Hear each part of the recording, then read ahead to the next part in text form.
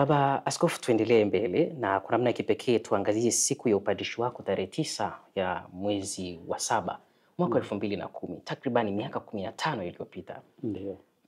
Ilikuwa ni siku ya namna gani kwako, na kwa namna ya kipekee tushirikishe wakati wa madhehebu ya kukuweka wakfu, namna ya kipekee wakati umelala chini, litania takatifu inaimbwa, unawekwa wakfu sasa kuwa padre, kumtumikia Mwenyezi Mungu katika daraja hiyo ya pili kwa ukubwa ndani ya kanisa. Ulikuwa ukijisikiaje? Mimi ile kwangu ilikuwa ni siku ya pekee sana. Ilikuwa siku ya pekee kwa sababu ndani ya picha au historia nilizokuwa nazo ndani yangu katika mawazo zilinipelekea ile iwe siku ya pekee sana. Na cha kwanza ni kwamba mimi tulipadrishwa mapadi watatu kutoka katika wilaya hiyo ya Mpwapwa. Wawili walikuwa Wakapuchini. Ndio. Na mimi ni padi wa jimbo. Sasa tulianza kwanza kwa Mkapuchini wa kwanza Kibakwe, tukaenda Mkapuchini wa pili Kinusi, afu mimi tukamalizia pale Lumuma. Ndio. Sasa wakati tunatafuta msoma injili, tukamwendea Baba Askofu Ruwaichi, akasema hivi kuwa tunahangaika kutafuta kusoma injili, mbona msomaji yupo? Sasa huko nyuma kote shemasi alikuwa anasoma injili. Ndio. Na hata Kinusi nilisoma mimi. Sasa hivyo sema msomaji yupo, akasema hivi basi tumchukue padri yule wa nyuma kupata upadri ndiye asome injili. Akasema atasoma injili mwenyewe. Yaani ambaye ulikuwa unasimii kwa sababu mimi mwenyewe nawekwa wakfu, mimi ndio nisome injili. Ile kwanza nilishtuka kidogo, lakini baadaye nikasema hivi kwa lakini ndio ukweli wenyewe, mimi ndiye shemasi na wakati huo kusoma injili mimi bado sijawa padri, kwa hiyo lazima nisome injili. Kwa nikasoma injili na nilisoma vizuri. Ilipendeza. Ndio. Baadaye sasa kwenye haya madhehebu sasa ya kuwekwa wakfu, nimelala pale, tumeshaojiwa, tumemaliza, nimekubali. Sasa litania inaimbwa, maana kuunganisha kanisa sasa la hapa duniani na la mbinguni lile litania. Tunaita watakatifu pia waje watu waombe au waniombe. Pale nijisikia kama nimenyanyuliwa. Ndio. Lakini siku ile ilikuwa na maana pia kubwa kutokana na historia nyingine kuwa kutokana na hii kujaribu kushindwa katika sehemu mbalimbali. Mimi nilikuwa sala yangu kubwa nilikuwa namuomba Mungu anijalie siku moja tu. Ndio. Ya upadri, yani anijalie upadri wa siku 2. Siku ya kwanza ya kupadrishwa, siku ya pili ya kusali misa ya shukrani. Nimshukuru Mungu katika hali hiyo na nife kama padri. Niliipenda sana hiyo. Kwa hiyo siku ile nimelala nasema hivi kwa sasa ndoto ya kwanza inafika. Je, ya pili itafika? Ya kusali misa ya shukrani. Ndio maana ndugu zangu walipotaka kuweka misa ya shukrani mbele kidogo kwa ajili ya maandalizi, nikasema huo sio mpango wangu na sio mpango wa Mungu. Tuweke tu hapa jirani hapa. Kwa hiyo tukaweka tu nimepadishwa tarehe 9, misa ya shukrani nikasali tarehe 10 mwezi wa 7. Kesho yake. Ndio. Na nilivyo sali ile nikasema kuwa namshukuru Mungu kwa yote. Na kwa kama vile Simeone alivyosema kwa sasa Bwana waweza kumruhusu mtumishi wako aende kwa amani. Nishukuru sana. Nilifurahi sana. Kwa hiyo nilifurahi na nilikuwa na furaha pekee sana. Ulikuwa na maono gani kama padre? Kwa kweli katika siku ile au kipindi hicho, kwa sababu nilikuwa nimepanga kuwa mimi walau nisali ndani ya siku 2, nilikuwa nataka tu kuwa niwe padri wa ndani ya siku 2 kuwa nife nikiwa mtakatifu. Ndio. Katika hali hiyo hapo. Lakini Mungu akaniongezea siku zingine nyingi toka tarehe 10 sasa ya mwezi wa 7 mwaka 2010 mpaka sasa ni miaka 15 inakaribia. Sasa ndani ya miaka 15 mengi yametokea. Ndio. Yaliyotokea sasa yamenifanya kuwa mtazamo nilionao ni kwamba lazima niwe mchungaji wa kuwahudumia watu. Ni changamoto gani baba ambayo unaikumbuka ama unaitafakari sana, pengine katika namna fulani ilikukwamisha hasa baada ya kuwekwa wakfu katika daraja takatifu ya upadre? Kwa kweli ni ile hali tu nilipata shock ghafla. Ndiyo. Baada ya kupewa utume ambao niliona kuwa ni mgumu, ambao mimi niliona kuwa sistahili kuwa nao. Ndio. Sababu baada ya kupadrishwa tu tarehe 10, hiyo tarehe 9, tarehe 11 askofu alirudi huku Dodoma, na akati tunaagana akaniambia utaenda likizo mwezi mmoja. Ndio. Lakini hivi kuja Dodoma alikaa siku 3 tu, siku 4 kipindi kile sasa ni radio call. Ndio. Nikapigwa radio call kwa nije Dodoma kwa nimeitwa. Nilivyoitwa akanikabidhi kuwa kwenda katika nyumba ya malezi ya jimbo. Ndio. Ambapo nilikaa muda mfupi sana, baadaye nikawa ndio mlezi mkuu wa pale na ofisi mbalimbali. Kwa hiyo ya mwanzoni ilinishtua kuona kuwa hivi nawezaje kuingia katika hatua hii. Ndio. Lakini basi baadaye nimeweza kwenda vizuri na nimefanya kwa kadri jinsi ya Mungu alivyonijalia nguvu. Baba, tushirikishe safari yake ya kiutume, hasa ukiwa Jalimu katika seminari na namna kipekee. Sehemu ya mwisho uliokuwepo ni katika seminari ya Familia Takatifu Mwendakulima. Ndio. Ni uzoefu namna gani uliopata katika maisha hayo ya kuwa mkufunzi ukiwa mlezi wa mafrateri ambao wanajipanga ama wanajiandaa kwenda kuwa mapadri wa kanisa la kesho? Kwanza mimi namshukuru sana Mwenyezi Mungu kwa kunipatia nafasi hiyo ya kuingia katika utume huo wa malezi. Ndio.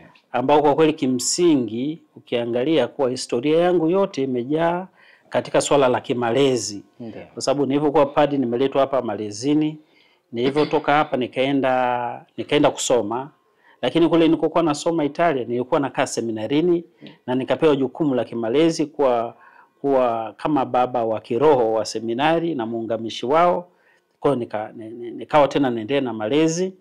Nimerudi nikapelekwa Morogoro pale chuo kikuu cha Jordan kuwa mlezi wa seminaristi. Baada ya mwaka mmoja ndio nikahamishwa nikapelekwa seminari ya Familia Takatifu Mwendakulima kuwa mlezi pale. Pale nikakutana na mapadri wengi zaidi ambao tunakaa pamoja na tunashirikishana. Na katika pale nimejifunza mambo mengi sana.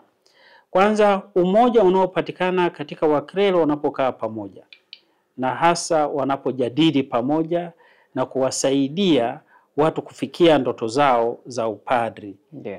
Pale kwa kweli tuliunganishwa vizuri na Monsignori Pius Rutechura ambaye ni rekta wa seminari ile mpaka sasa. Ndio. Alituunganisha vizuri, alikuwa na uzoefu na yeye alipita kidogo walau kwa malezini na katika taasisi mbalimbali za kanisa. Kwa akawa na uzoefu mkubwa na alitusaidia sana sisi wengine wachanga kukua na kuelewa kuwa tunapaswa kufanya nini na kuwajibika vipi. Kwa hiyo hilo la kwanza nilijifunza. Mapadri wanapokaa pamoja kuamua mambo kwa pamoja kwa ajili ya maendeleo au kufikisha ndoto za waseminaristi. Lakini la pili nilijifunza kuwapatia waseminaristi study mbalimbali.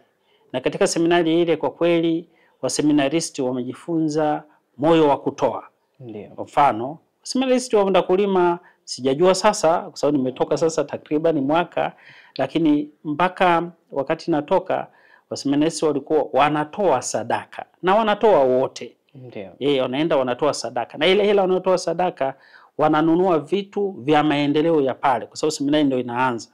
Kwa wamechangia sana katika kwa jasho lao kuendeleza miundombinu kadhaa ya ile seminari. Kumekuwa na kampeni za Kwaresma ambazo zinafanyika pale. Zimetusaidia kampeni hizo kununua mabenchi, zimetusaidia kununua vifaa vya ibada, vya misa takatifu, zimetusaidia hata kujenga majengo au hosteli ambazo wao wanazitumia kuishi. Kwa hiyo mfumo ambao tumewaanzishia wa kujitegemea ni mzuri. Lakini pia waseminaristi wetu wanalima, wanafuga, wanapika. Tuliwawekea utaratibu wakati fulani hata baada ya miezi 2-3 wakawa na aina fulani kama ya picnic. Ambapo wao waseminaristi wenyewe wanaenda, wanapika wenyewe, wanakula wenyewe chakula kile ambacho wanakipenda wao. Lengo tu ni kwamba huyu atakapokuwa padri asije mpishi ameenda likizo yeye anaenda kwenye fast food akaharibu afya yake, au na uwezo wa kupika yeye Pikia mwenyewe. mwenyewe ndio. Lakini pia ale kitu anachokipenda. Ndio maana tukaanzisha bustani. Kuna bustani pale, wanalima wenyewe mboga na wanakula wenyewe, ili asije akanunua mboga ambazo hajui zimekuzwaje na zimemwagiliwa maji ya namna gani. Ndio. Ale kitu ambacho ni kizuri. Atakapofika parokiani, walao waweke matuta kadhaa, asitegemee tu vitu vingine. Lakini pia kufuga kidogo. Kufuga kuku kidogo wa kienyeji, Ndio. kufuga ng'ombe kidogo, na kufuga nguruwe. Kwa muda mrefu wamekuwa wakila mboga au nyama ambazo zimetokana na mikono yao ya kufuga. Kwa hiyo hii study mimi kwangu ilikuwa ni ya muhimu sana kuwapatia hawa mapadri wa kesho, ambao wakiondoka na elimu ile wakaenda nayo katika parokia watakazokuwa wamepangiwa au katika taasisi mbalimbali, zitawasaidia kukua kiroho na kimwili, na hawawezi kupata shida yoyote, badala ya wakati wote kutegemea waamini wafanye kitu fulani kwa ajili yao. Asante sana baba, umefafanua vizuri sana kuhusiana na utume wako katika maeneo mbalimbali na kwa namna ya kipekee katika seminari kuu ya Mwendakulima. Tuje ule mwezi wa pili, watanirekebisha kama kati ya mwezi wa pili au mwezi wa kwanza, mwaka wa 2024, ulipopewa taarifa, naamini baba Nuncio alipopigia simu akakwambia kuna taarifa hapa, umeteuliwa, umechaguliwa kuwa askofu msaidizi wa jimbo kuu la Dodoma na pengine askofu wa jimbo la heshima la jimbo la Zalata. Taarifa hizi ulizitegemea na ulizipokeaje? Mimi taarifa hizi sikuzitegemea na nilikuwa na sababu, kwa sababu nilikuwa najua kuna watu wengine ambao wenye uwezo na hadhi kubwa kuliko mimi. Kwa hiyo sikutegemea mimi siku moja naweza nikawa askofu. Ndio. Lakini na ndio maana zilivyonijia kwa mara ya kwanza nikashtuka, nikamwambia nafikiri umekosea, sio mimi. Ni mwingine. Na baadaye akasema hivyo, kwa hiyo ndio unaitwa jina hili? Nikamwambia ndio. Akasema sasa ndio hivyo? Nikamwambia hapana, nilikuwa njiani kwa safarini naelekea huko Kahama. Ndio. Akaniambia basi rudi. Nikarudi hapa Dodoma. Ndio. Nikakaa, akanipigia tena, nikamwambia bado na kigugumizi kidogo juu ya jambo hilo. Akaniambia niende Dar es Salaam. Nikaenda Dar es Salaam, basi tukakaa tukaongea naye vizuri, wakaniweka vizuri, basi nikakubali utume, nikijua tukua sasa huu ni mpango wa Mungu. Lakini kwa kweli nikiri wazi mimi sikutegemea. Unajua tunapokuwa huko seminarini au maparokiani huko, mapadri, utani upo wa kawaida. Askofu, kesho askofu. Utani kama huu ulikuwepo, lakini sio wa kumaanisha kuwa kweli hivyo. Mimi sikuwa nategemea hivyo, japokuwa watu wawili watatu walikuwa wananiita hivyo. Wakinitania, sio wakinuia. Tuje sasa siku ambayo uliwekwa wakfu katika daraja takatifu ya uaskofu. Kuanzia jioni ile, mimi namshukuru Mungu nilikuwa sehemu ya waliokuwa wakishuhudia. Ndio. Na nakushukuru. Asante baba. Hisia zako zilikuwaje wakati unakabidhiwa hati ya uteuzi, kwamba ni kweli sasa mambo haya yalikuwa yakizungumziwa, shughuli zote hizi zilizokuwa zikifanyika ni kweli sasa zitakwenda kufanyika? Ulikuwa ukijisikiaje jioni ya kwanza kabla ya kuelekea katika adhimisho la misa takatifu ya kuwekwa wakfu katika daraja ya takatifu ya uaskofu? Jioni ya kwanza ilikuwa ni alama kwangu kubwa, hasa kwanza kuona ule umati wa watu ulinifanya nifikirie sana kuwa hivi hawa wote wanakuja kwa ajili ya tukio hili na mimi. Nikamtukuza Mungu sana katika uweza wake na ukuu wake. Lakini wakati nasoma pia ile hati ya Balozi wa Baba Mtakatifu, wakati anaisoma niliguswa, nikajua tukua sasa kwa uhakika ili tukio linaenda kufanyika. Naenda kufanyika kwa sababu kama documents hizo za kikanisa zimeshaanza kufanyika hizo, basi zinafanyika, na hatua zote zilizofanyika mimi nilizipokea kwa imani kubwa na kwa utulivu kabisa wa ndani.